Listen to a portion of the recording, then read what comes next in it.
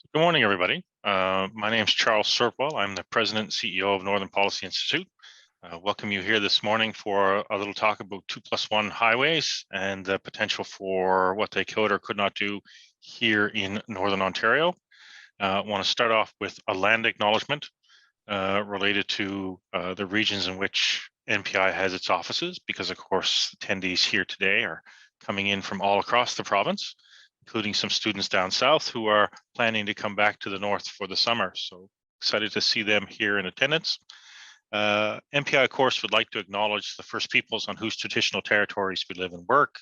We're very grateful for the opportunity to have our offices on these lands and thank all generations of people who have taken care of this land. Each community that we live in, of course, is home to many diverse First Nations, Inuit, and Métis peoples. We recognize and appreciate the historic connection that Indigenous people have to these territories. We support their efforts to sustain and grow their nations. And we also want to recognize the contributions that they have made in shaping and strengthening local communities, the province, and Canada as a whole. Of course, NPI has 3 offices. Our Thunder Bay office is on Robinson Superior Treaty Territory, and the land is the traditional territory of the Anishinaabe and Fort William First Nation. Sudbury is on the Robinson Huron Treaty Territory, and the land is the traditional territory of the Adamaksheng Anishinaabe, as well as Wanapitei First Nation. And Kirkland Lake is on the Robinson Huron Treaty Territory, and the land is the traditional territory of Cree, Ojibwe, and Algonquin peoples. Of course, we're excited to be here today to learn a little bit more about 2+1. Our speaker, of course, is Mark Wilson.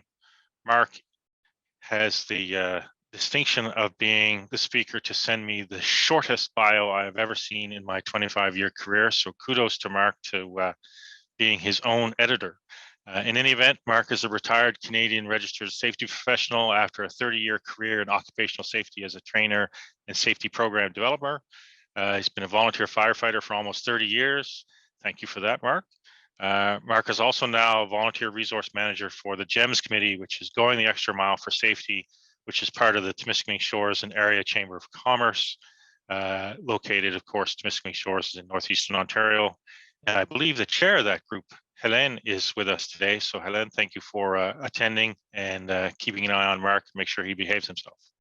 So on that note, I will mention that Mark is going to deliver his talk, and then we'll have a Q&A session at the end. So by all means, you can type your questions into the Q&A notes on the bottom of the screen, and we'll deal with those at the end of the talk. On that note, over to you, Mark, and thanks again. Okay, thanks, Charles. Thanks very much for the introduction, and I'd like to thank everybody for attending today. So we're just going to get the share screen up here, and I'm just going to get my presentation up, and I'll just get this. Oops, there we go. Okay, I can see it from the beginning. There we go. That should be okay. I'm hoping everybody can see that all right. Looks good. Okay, excellent. So before I get into the details of 2+1 roads, I would like to give you a bit of a background on GEMS and our advocacy journey. So GEMS is a subcommittee of the Temiskaming Shores and Area Chamber of Commerce, as you mentioned, Charles. And we've been working and advocating for 2+1 roads since 2015.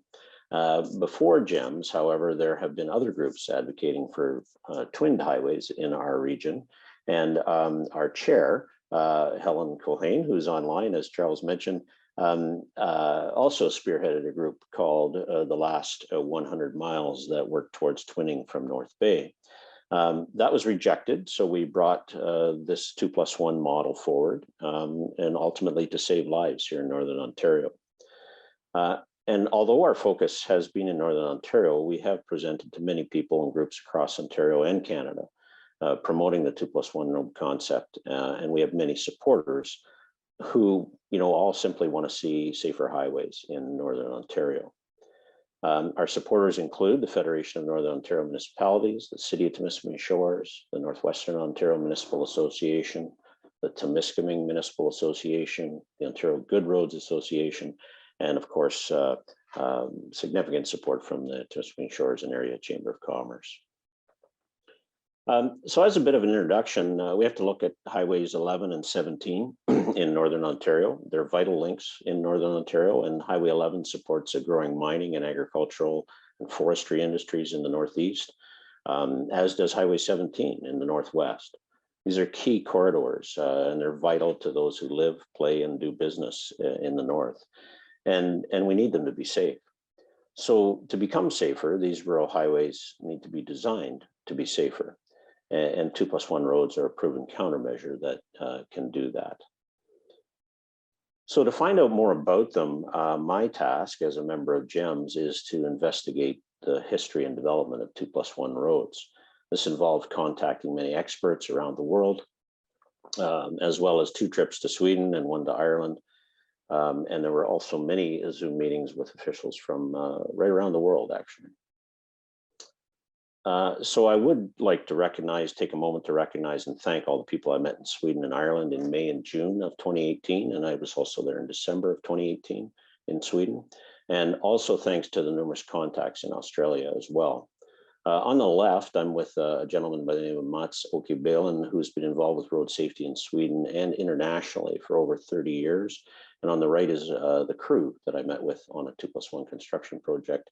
And the hospitality in Sweden was absolutely outstanding.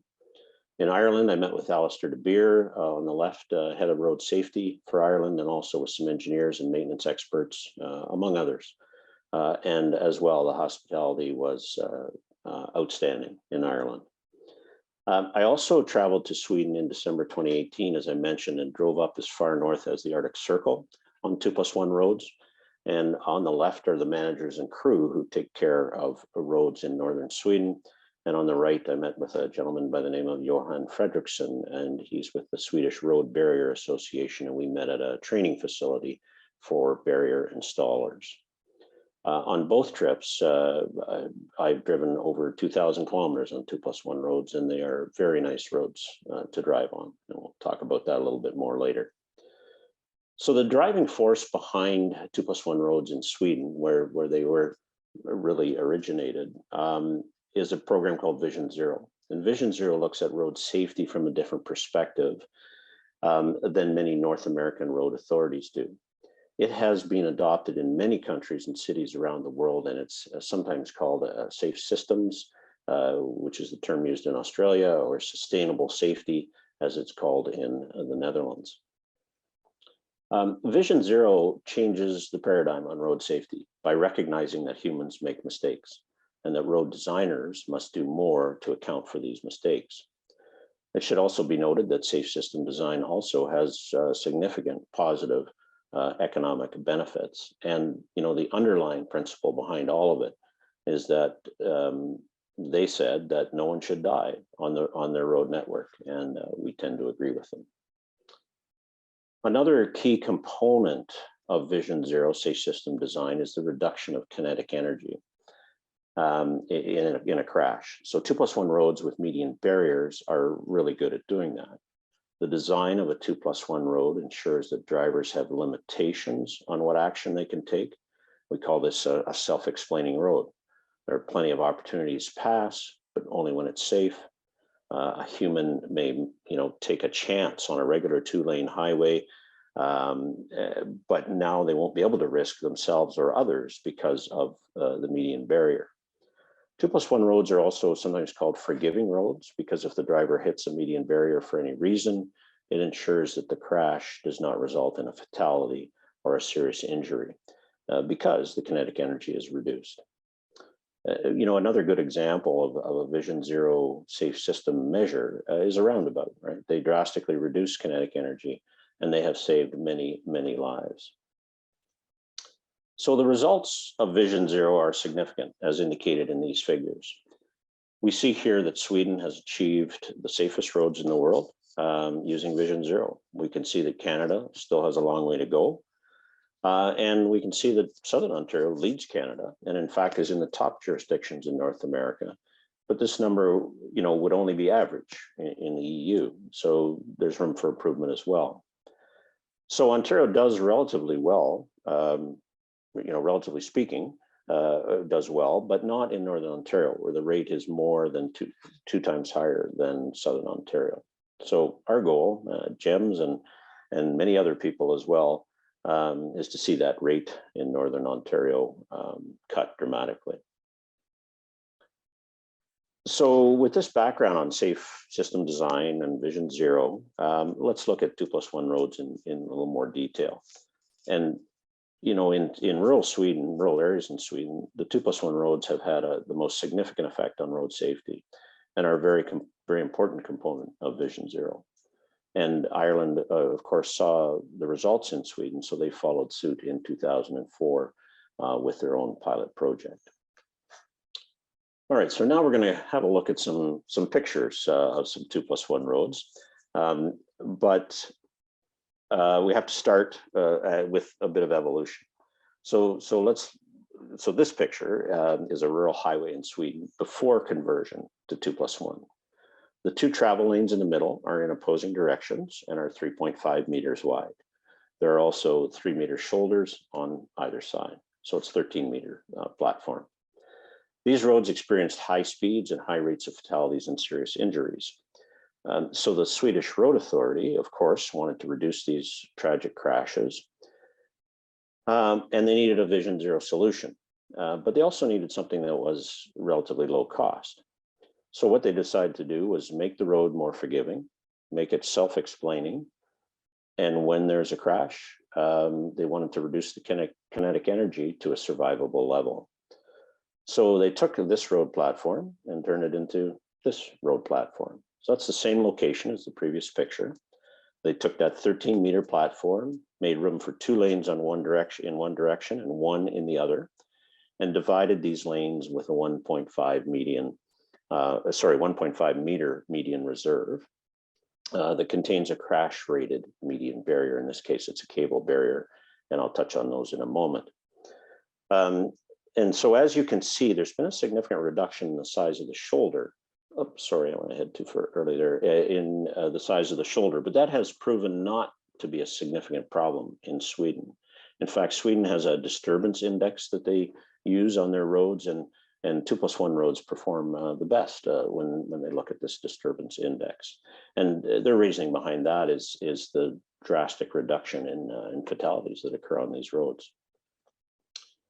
So the 2+1 profile alternates back and forth every 1 to 4 kilometers and ensures that all drivers have adequate passing opportunities. These opportunities are controlled by the road design that directs drivers to do the right thing and wait for the next passing lane. This reduces frustration and reduces risk taking. And so the goal generally is about that a driver would have 40% of their trip as a passing opportunity. And currently on Northern Ontario highways, we're 15% at best. And you know, a lot of them, we only have about 5% passing opportunities with passing lanes. So obviously the median barrier is a critical component to 2+1 roads. So let's look at some of the various types. I took this shot in southern Sweden of a wire rope barrier supported by posts and attached to the outsides of the posts. Wire rope barriers are very common on 2+1 roads in Sweden, but changes are being made, which I will discuss in a moment. You also notice the raised rumble strips on either side of the barrier to prevent drivers from creeping over too far. Here's another style of wire rope barrier where the wire sits in the middle of the post, and when there's an impact, the cable restrains the vehicle and the posts simply bend over. And this obviously prevents the vehicle moving into the oncoming lane and reduces kinetic energy. Now, however, both in Sweden and Ireland and other countries that have 2+1 roads, they've started using a semi-rigid steel barrier like this one. And it has some advantages over the wire rope barrier. These are easier to install and there's less maintenance required. They can also withstand minor contacts by snowplows to a greater extent than a wire rope barrier. And they also experience less deflection when they are impacted, which I'll touch on a little later. So this picture is from the 2+1 construction project, which I visited in Sweden, and this is a picture obviously after it was complete. When I was there, it was under construction, and it was sent to me by the manufacturer who I visited when I was there during my trip in December of 2018. Here's a photo of a 2+1 road in Ireland. So very similar profile, but you will notice a slightly wider profile, slightly wider shoulders. Of course, driving on the wrong side of the road. And so this shows you that 2+1 roads work in both directions. And in Ireland, some of the 2+1 roads could no longer handle higher volumes. So they expanded them quite easily to what they call 2+2 roads. And I will touch on that just briefly a little bit later. Here's a shot from 2+1 road in Australia. Note the 3-meter shoulder. So these wider shoulders may be a proposed design feature for our Ontario or Canadian model. And in Australia, and particularly in Victoria and New South Wales, they've built over 1,000 kilometers of 2+1 roads in less than 5-year period with excellent results. So they can be built quickly. This segment of 2+1 road is in Finland. And again, also notice a slightly wider profile than the original Swedish profile. And they're using the semi-rigid steel barrier here as well. So that gives you a pretty good perspective of what a 2+1 road might look like. One of the key advantages of 2+1 roads, aside from the drastic reduction in fatalities, which I am leading up to, is the lower cost of construction when compared to twinned highways. One of the reasons for the cost reduction is the use of at-grade intersections where appropriate. So there's no need to build costly overpasses at many intersections. Intersections are, however, of course, always an area of concern for safety, from safety perspective. So while 2+1 roads are best suited for traffic volumes up to about 18,000, 20,000 vehicles per day, there may be places where grade separated intersections or overpasses could also be built into the system, again, depending on volume. So you can see here that this intersection is really no different than the ones we have now on our rural highways, other than the barrier that is on either side of this intersection. Another cost reduction advantage is the possibility of modifying certain sections of 2+1 road to 1+1 road profile, where the terrain is difficult. So this scene from central Sweden, where we traveled, my wife and I were there in May and June, as I mentioned, of 2018. And as we were driving along, we looked at the landscape that looked very much like Northern Ontario, and this is a perfect example. So where the rock cuts significantly increase the cost of building the roads, we can narrow that down to a 1+1 profile. There are also some economic advantages to not bypassing towns and villages, which I'll discuss in a moment as well. This slide is from the construction site I visited in Sweden, where I learned a lot about the process involved in building the roads. And note the very narrow line between the rumble strips, just on the sort of in the bottom left-hand corner of that narrow line. And that's where the barrier is placed. And it's the last major process involved in the construction. And barriers are placed directly in soil or in some cases in sockets or sleeves that are placed in the roadbed first. The socket application allows for easier removal of damaged posts. Road maintenance is typically done from the 2-lane side, which allows traffic to pass effectively. And the use of TMAs or crash trucks, like you see in this picture, are used extensively in Sweden to protect workers. I also met with officials from a Swedish Trucking Association, and they support 2+1 roads because their drivers are safer. Sweden also provides areas for commercial trucks to pull over on 2+1 roads, and they generally will install a small pull-off for vehicles on every 1-lane section of a 2+1 road. They may be smaller than the ones that you see here, but they are quite common. And I'll show you some of them in some videos that we're just going to have a look at here shortly. All right, so the video, I have some short clips of video here to give you a better perspective of what it's like to drive on a 2+1 road. And so just introducing this one, I want to apologize. The date is wrong. This is late May of 2018. I didn't set the dash cam right on this one, so timestamp is wrong. So here we're driving along a 2+1 road. We're at an intersection, and you'll notice the semi-rigid steel barrier that will be starting on the left. And you'll notice that there's actually a shock absorbing device on the ends of those end terminals. So those are installed on the barriers. So we'll move along here, and I'll talk a little bit over the video, and I'll just get rid of the volume there, sorry. And so here's the 2-lane section that we're on, the semi-rigid steel barrier. We've got the rumble strips on either side. You'll notice the white delineators, which are on all Swedish roads on the right-hand side as well. And you'll notice we're coming up to a farm on the right, and so it needs to have access occasionally to the other side of the road. So what they will do sometimes is they will open up little private entrances that you see on the left. So these types of roads don't have the same disruptions as multi-lane twinned highways. You'll notice the transport trucks traveling along very effectively on these roads, and they really are very nice to drive on. You notice the signs here indicating that the left lane is ending, so our passing opportunity is coming to an end, and we're approaching another intersection. And that lane, you see the arrows on the pavement, and that's the end of our passing opportunity.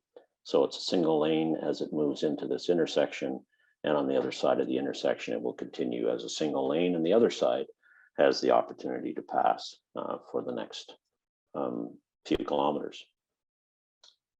Okay, so this video is one going through a little village. And one of the things that some of the communities along the Highway 11 corridor here in the north, asked about was, do we get bypassed? And a lot of communities don't want to be bypassed by their highway because it has economic impact. So this little section shows how they deal quite easily with. So here's the barrier, and as we're coming into this little built-up area, there's a business, there's a number of entrances and driveways. So the barrier simply ends, and they maintain the median reserve with paint. It's used as left turn lanes, which is very common to what we have, certainly here in Canada as well. And as we move up the hill and we get past these entrances and exits, we're going to come into another section where there's a median barrier. Of course, speed limit is slowed through here. Sweden does use safe speed cameras as well, and they will use them in areas such as this as you're going through a community. So there's the barrier. Again, a semi-rigid steel barrier in this case, rumble strips on either side. And that gives you kind of a sense of what the single lane section looks like.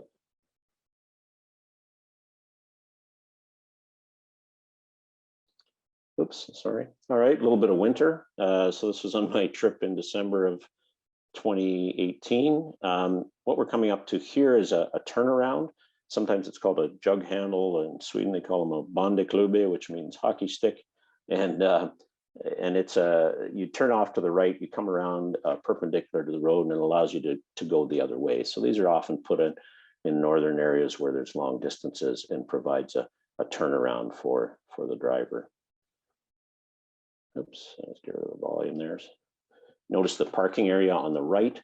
So as I mentioned those before, those are areas where any vehicle can pull off, and they always install at least one of those in every single lane section of the 2+1 roads. So you can see here the semi-rigid steel barrier. And as we come down the hill, you'll see the signs on both sides of the road, letting us know that we have a passing opportunity coming up ahead.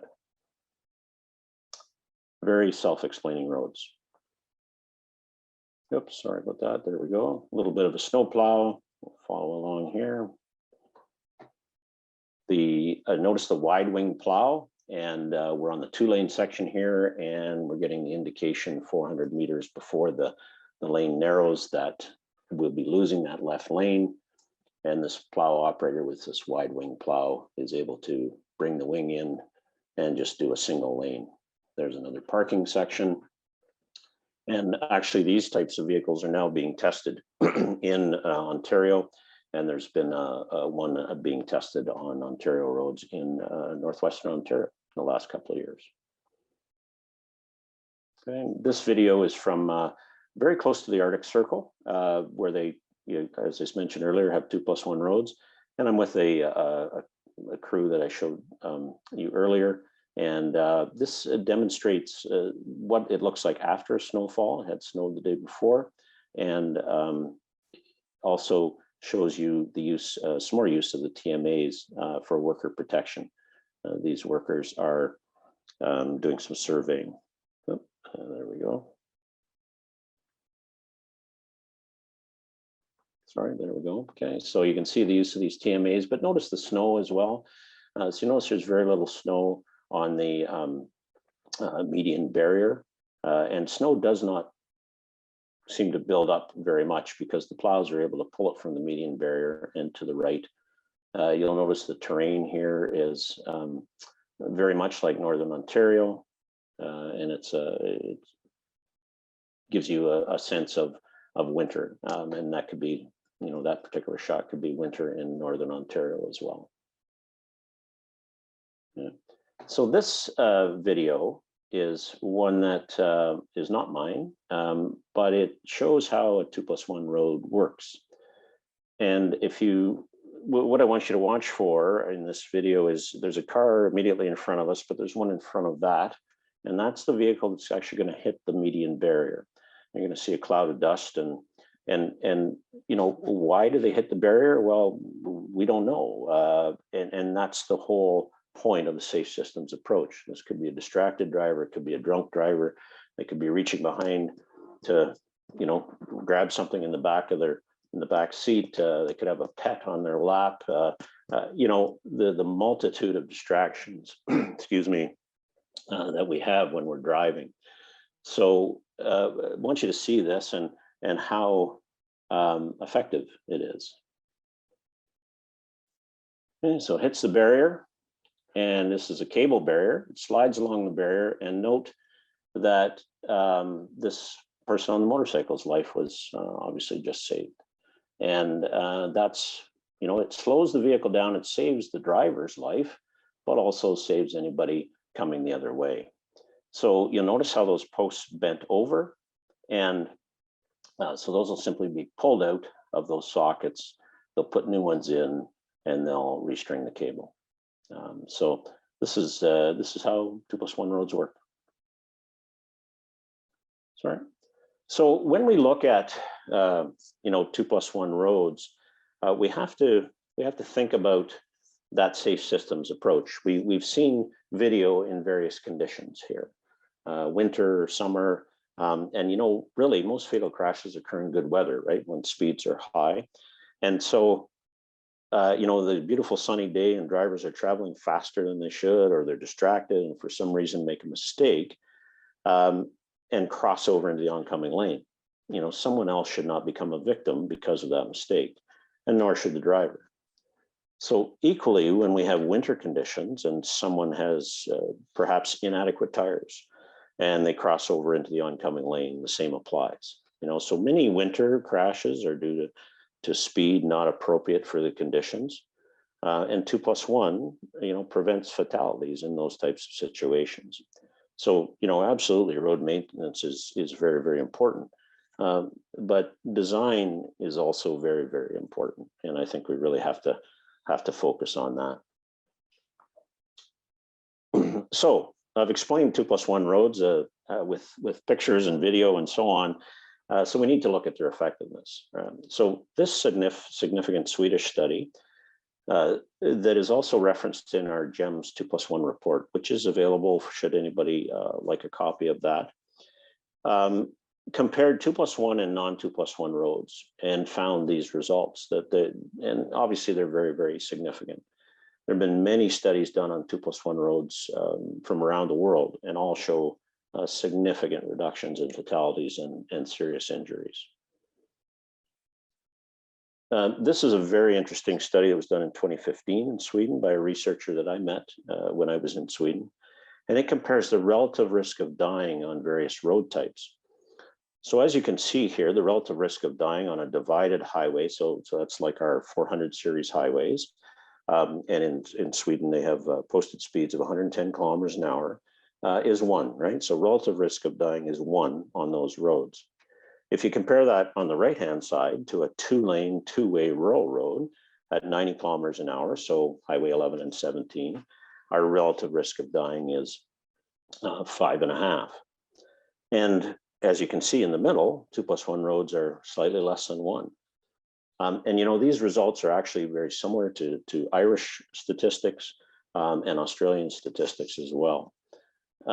So, you know, these jurisdictions have found that for a significantly lower investment, the safety benefit is equal to fully divided highways.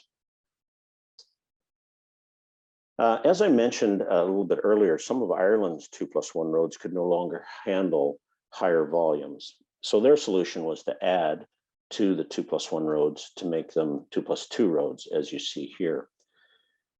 They've been very, very effective, and they have moved to building this model on a wider scale. So as you can see here, there's 2 lanes on either side. They've maintained the median barrier. In this case, it's a cable barrier.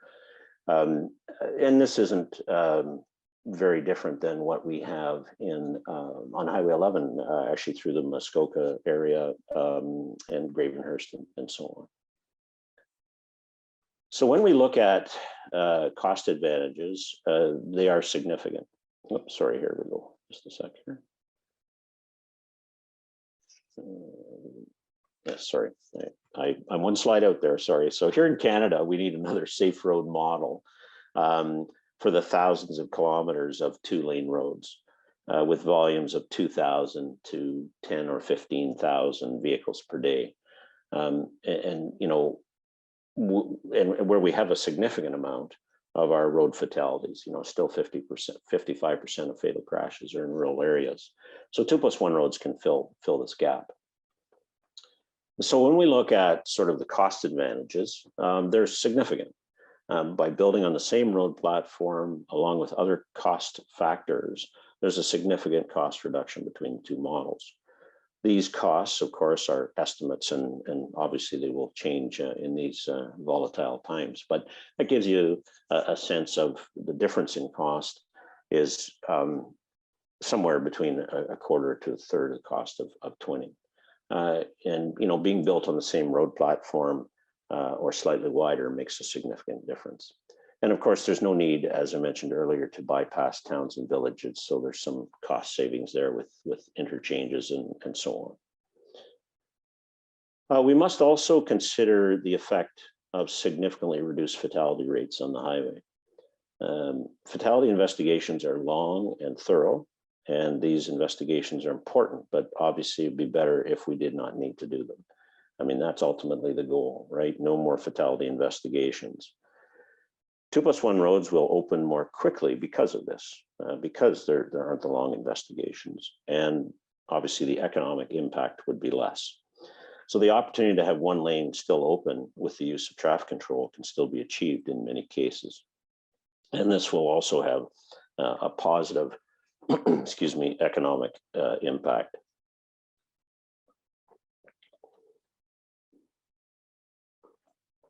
Just take a drink of water there. So what is the cost of a road closure? You know, it's high. You know, we have some numbers that we use discussing our corridor here, Highway 11, and, you know, we throw numbers around like $60 million a day on $60 million a day on going up and down our highway. Those numbers are just estimates, and I'm sure Charles and MPI have much more detailed numbers, and I know you do. But I'm going to sort of say, well, it doesn't really matter what the cost of this road closure is. This is actually what we need to look at. What is the cost of this? We see too many of these types of memorials along our highway, and we really have to look at safety as the #1 priority. Just a quick side story on this particular picture, and it really demonstrates the importance of safe system design, like a 2+1 road. This was a young driver, had been driving long distances, was tired, fell asleep, crossed over the center line, head-on crash with another vehicle containing, a driver who left a family behind. And it was, just a tragic crash. And, the driver who fell asleep was not killed, but that driver's affected for their entire life as well. So, we continually want to blame road users, and we just say, get out there and don't make any mistakes. Public service announcements, campaigns, they're good, but generally they're relatively ineffective. And they're important, but we need to keep doing them, but ultimately we need to design safer roads. And you can avoid these types of tragedies that obviously, we want to stop fatalities and serious injuries, but we also have to think about the repercussions that are much wider than that. So let's just do a quick summary on 2+1 roads. Safety results equal to divided highways. We've shown that. Low cost to build and less environmental impact. And that's very, very important. These days it's important that we build our roads in an environmentally responsible way. Their design is flexible to the terrain. So if it's a restricted area, we can go to a 1+1 profile for a short distance. If our volumes get too high, we can expand them to a 2+2. They're very effective on rural road networks. And they continue to be built around the world. As I said, Australia has got into these in a very big way as well. So here in Ontario, the Ontario government has committed to a 2+1 pilot project. I was honored to be part of a working group that was established to choose the site for a pilot project. And the MTO did a fabulous job on this site selection process. So my thanks to them. And so in December of 2021, Minister Mulroney came to North Bay to announce the pilot project with our GEMS committee. And so the choice is between two locations now. Both are between North Bay and Temiskaming, and both are approximately 15 kilometers in length. And the final choice will be made soon. So there are some thank yous, obviously, that need to occur here. And first of all, to Minister Carolyn Mulroney and her excellent staff for looking at the data and seeing how 2+1 roads will save lives in Northern Ontario. To the MTO for being committed to moving ahead with this project, and to the many experts, across Canada and around the world who are committed to safe system design and provided valuable information to us. I'd like to thank John Vantoff, our MPP in Temiskaming, for his support. And also, of course, and most importantly, to my colleagues on the GEMS committee and all our partners for providing continual support in our efforts to move this project along. So I have some links here that I can share. And Charles, I'm just wondering, I have a little video clip that I couldn't put in my presentation, and I'm just going to, if possible, I'm just going to bring that up. I have it ready to go. So I'm going to leave the video portion to you, Sarah, and I'm going to read Fran's question. So this is Francois Nadon from FedNor, of course. Most of us likely know her. One of the glaring concerns about the Trans-Canada Highway is the portion that passes notably through Ontario, and in particular the north. Only two-lane section of the highway throughout the country. Not entirely correct, Fran. BC has large extents of the Trans-Canada that are 2 lanes. But of course, the question she is asking are efforts underway to advocate for this model of road as a viable, economic, and safe alternative for 4 laning? And Mark, of course, you've talked a little bit about that, but maybe you want to expand on what efforts are underway going forward to build perhaps from the pilot itself once it's successfully concluded, assuming it is, of course. Yeah, I mean, to be honest, we're not at that stage yet, although we've certainly had discussions with federal representatives. Our MP, Anthony Rota, has been supportive of these efforts as well. And they're certainly aware of it. I think we have to get to the next step. And again, credit to the MTO and Minister Mulroney for taking this step. So, I mean, certainly, when you look at the northern route of Highway 11, a lot of traffic, commercial traffic that goes along that route. It's important that it be a safe road, and ultimately a safe road is a much more economically viable road too, right? So we've had some discussions, but we're really not at that stage yet. And do you know if there's anybody other than your team at GEMS kind of talking about this, or is it primarily just around that region?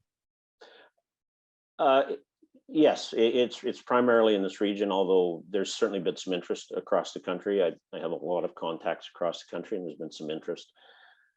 I think there's also a lot of interest in this safe system Vision Zero principle. And we're starting to see that used more widely.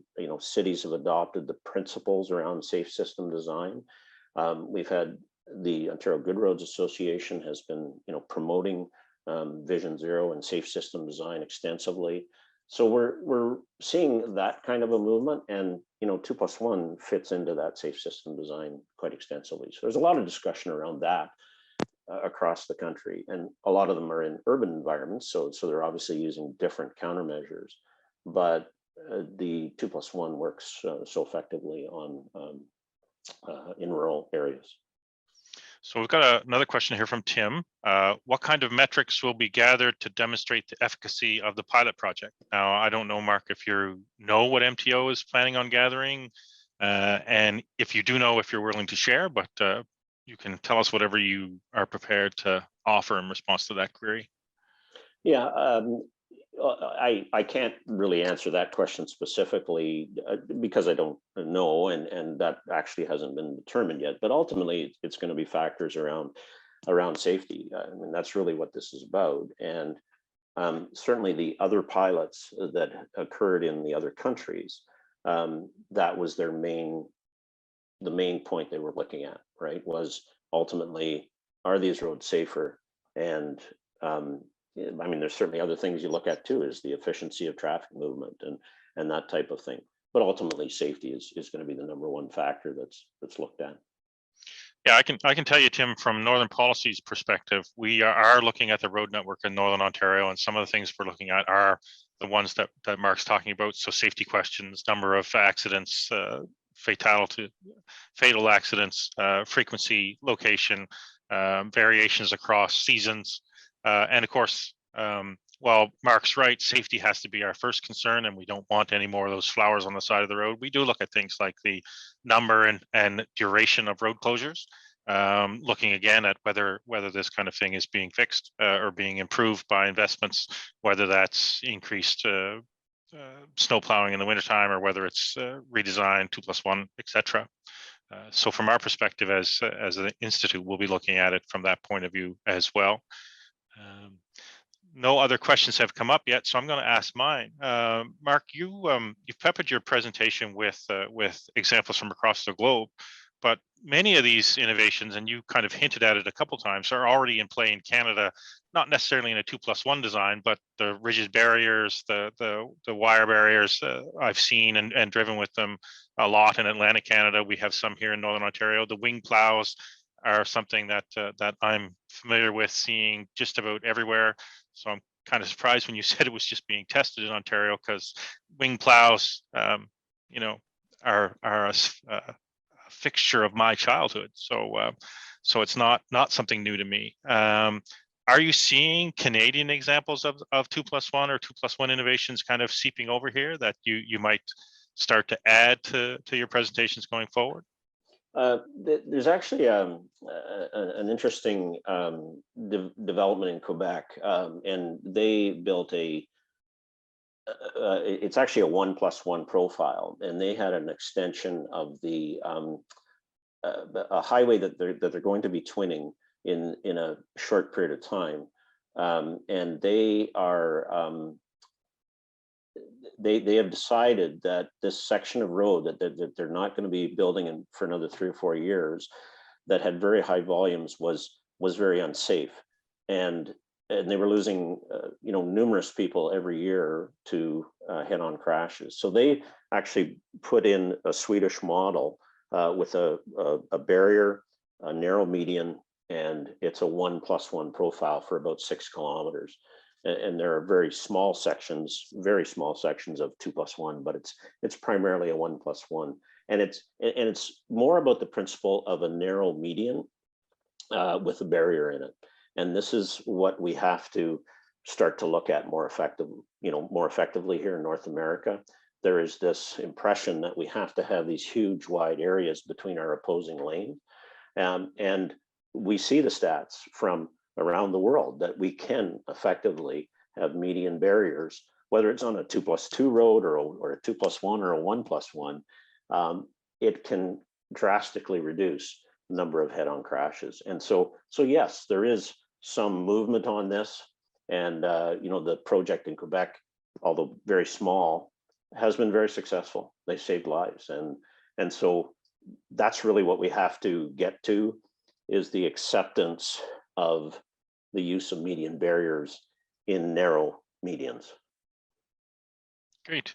So we have another question. Again, looking at the metrics, and it's an anonymous question. Looking at one of your earlier slides, the question is comparisons of fatalities per 100K of population the best approach, given the variable degree of pass-through traffic? Wouldn't fatalities per vehicle kilometer or passenger vehicle kilometer be more useful? And I know you and I actually chatted about this a couple of weeks ago. So yeah. I've certainly read various papers on the different use of statistics, and you can use statistics in different ways. Perhaps it would be. I mean, I've seen papers that say the population one is better. So it depends really what you're looking at. You know what? Ultimately, we sort of have to get away from that fact. We have to go to that safe system vision zero approach, where their goal is zero, right? And you say, well, we'll never get there, but you know what? Sweden's getting pretty close, and it's really amazing what they're doing, and they're doing it at reasonable cost, and there's huge support for that. And other countries are seeing this and saying, actually, you know what? We can get pretty close to that. So, but you got to have the goal for that. And so, I think when I use the numbers in Northern Ontario, what we're trying to demonstrate is that we have overrepresented on 2-lane roads compared to Southern Ontario.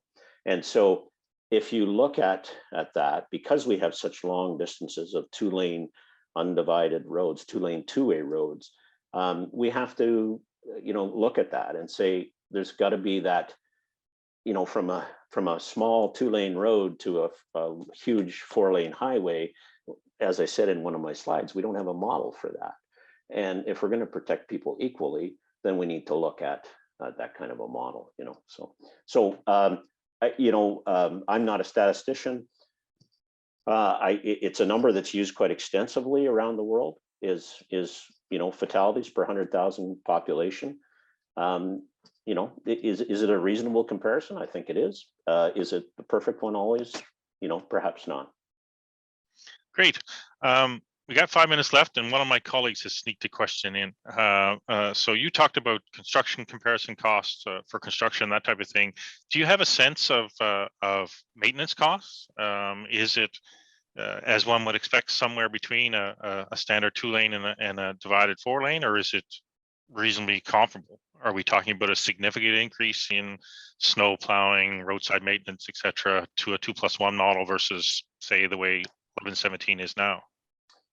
Yeah, so obviously there will be an increase in maintenance costs. We're talking about a larger road profile, and so there's also a median barrier to maintain and all of those kind of things. So the costs will increase, and that's important. Obviously, we need to account for that. I think we also need to again go back to that comparison of twinning, in the sense that those costs obviously are significantly increased over what that road was before it was twinned, which was a 2-lane highway. So if we're going to build something that we can build at a much lower cost, and we maintain it adequately, then we're still further ahead of the game. So yes, maintenance costs will be higher for sure, but they would be comparatively less than if we had the costs around the twinned highways maintenance. Great. Well, thanks again for taking the time to chat with us today, Mark. I thought the presentation was interesting. We had some comments along the way as you were talking about the value of this idea. And the importance of having a broader discussion. As I said to those who joined us today, thank you again for taking the time to listen to Mark's talk. The video will be available, as will the slides, and we'll make sure the link to the video about the crash testing, which I think is important for folks to see, will also be available on northernpolicy.ca. And thank you again for your day, and have a great rest of the day, everybody, and talk again soon, Mark. Great. Thanks, Charles. Thanks, everybody. And have a good day.